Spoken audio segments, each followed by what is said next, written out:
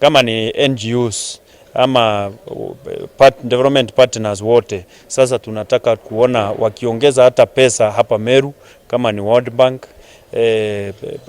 wote sasa waongeze pesa Meru, kwa sababu Meru iko na amani, iko na mpangilio mzuri, na kuna shinda nyingi sana za barabara, za maji, elimu, afya, na hizo zote zinahitaji kupatiwa kipaumbele. Sasa tunaomba Assembly wakae chini mara moja na Ngabana wapitishe supplementary budget, ndipo pesa ianze kusambaa.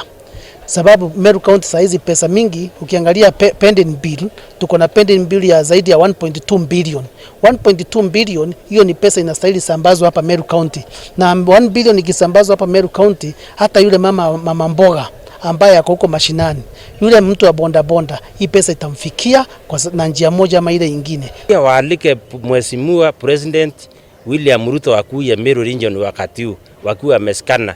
Wamwambie Mheshimiwa President, tungependa uangalie maslahi yetu ya miraa, maslahi yetu ya maji, maslahi yetu ya barabara, ili sasa iwe ushirikiano utoke chini uende mpaka juu. Kwa hiyo ushirikiano msingi ukuwe ni sheria.